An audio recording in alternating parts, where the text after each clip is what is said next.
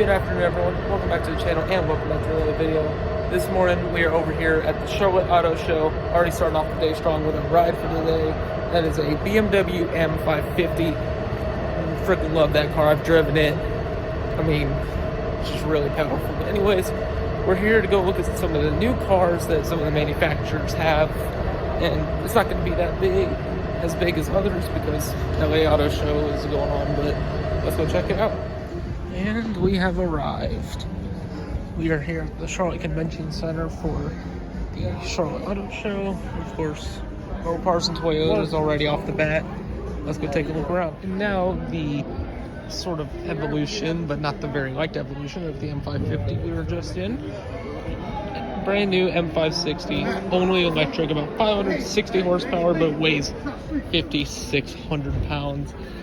Now, interior, of course, BMW, it's nice, but exterior, not really sure about it, to be honest. So this does replace the twin-turbo 4.4-liter V8 in the M550, so now you can only get the V8 in the upcoming M5. I'm not too sure about this. Let me know what you guys think. Over here at the Lexus booth, look at this color on the brand new RX. It's like a coppery. I actually love this color. I mean, I know this channel's not about all of the just generic SUVs, but I mean, this thing is actually really comfortable, surprisingly. But you got F Sport over here in the headrests, and actually really nice interior. But this color, I just love. Just your normal F-150 work truck on some wheels, right? Well, no. Roush Performance took this thing, put their signature Roush supercharger on here. I mean, like, builds on these are pretty common. Of course, MVRP side exit exhaust. This thing's called the Storm. I mean, these things can get down, especially since they are Coyotes in these like work trucks almost. This one, as you can see right here, supercharger, 12,500. Sticker on this car was 40 grand. And with all of this, with the supercharger installed, exhaust, everything, $69,000, basically $70,000. What do y'all think? Is this a good budget? Because me personally, I'd rather take this than a Raptor R. Of course, looking at some more Roushes, which are normally over by the Fords, which are over here. But anyways, this is the S550. They always have a couple S550s here. Of course, also Roush charged with the 5.0. This one has the whole like interior dress up. This is a 10-speed car. They have had 6-speed cars here, but I don't know if the one over there is or not. Still, I mean, you're probably pushing about 750, 800. And all this for about $91,000. I mean, would you rather get this or just buy a GT500? Here we have a Kia EV6. This is no normal EV6, as you can tell by the lime green calipers. This is in fact a GT with over 500 horsepower. I mean, these things are known for being like super quick. And I'm not really for electrification, but I still respect it, especially for the value that you can get out of this, like 500 horsepower, of course, like instant acceleration and all that, for only, this one is marked a little bit more than I thought, 64 grand about, but yeah, not bad. Probably one of my favorite cars here, besides, we'll get to that in a moment, but CT4V Blackwing. So last year they had a CT5 Blackwing, but it was nice. It had black with gold, like bronze accents. This is the little brother to that. This has a 3.6 liter twin turbo V8, but same transmission options. You can opt for a 10-speed automatic, which this one sadly has, or you have a 6-speed manual, which the Blackwing, the CT5 last year had.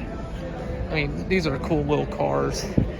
I mean, maybe overpriced for what they are, but then again, they do have to put up with the N3s and all of that, but still really cool. Well, like I promised, Ferrari 296 GTS here, finished in Russell Imola with the Assetto Floriano package, which gives you all sorts of carbon bits. It gives you the center stripes. I mean, just look at this thing. We have seen this car before, but the 296 is just so beautiful. And in the back, you got that 3-liter twin-turbo V6 hybrid producing about 800 horsepower to the rear wheels. So no front motor at all. Of course, simplistic interior. You do have a removable top because it is a GTS. It's just beautiful. When you see this blue, you already know it's an N. This is a Hyundai Elantra N. This one is mated with a 8-speed dual clutch rather than a 6-speed manual. Still, for about 32 grand that these cars retail for, they are very, very competitive to the Civic Type R and all of those other sport coupes. This one is actually $35,000, so pretty well optioned. Of course, you get the active exhaust. These things can burble with the 2-liter turbo up here. Still, cool little cars. Look at the color on this new F-Type. This appears to be actually a V8 because of the quad exhaust, but I mean, this color is just gorgeous, along with that saddle brown interior. I mean, I've always been a fan of these cars, but I mean, sadly, JLR just hasn't been very good with their reliability, but still cool cars anyway. One thing I did not expect from this F-Type has a clamshell hood, and of course, supercharged 5-liter V8 producing 444 horsepower. You can get these up to about 575 with the SVR trims, but I mean, to be honest, not bad for, you know, more or less a mini Aston Martin. Sitting inside here of the F-Type, just look at this interior. And to be honest, I'm really surprised because the build quality in here is crazy. I mean, just this is solid. And then you have all of the solid door handles, obviously full digital gauge cluster. This one doesn't have power, sadly, but full like pano sunroof, no back seats, but I mean, just look at these bucket seats up here. And then I believe that's to open the glove box, but still very, it's really solid in here. Very cool. Brand new Dark Horse. This one is almost like the one that I saw a few weeks ago, except this actually doesn't have the performance package, so it just has the regular Pirelli P0 Trofeos rather than the Trofeo Rs, and this one has this sort of gloss, like gray and black package, but it is still manual, luckily. And this one is actually open, so let's take a seat. Never been in one of these.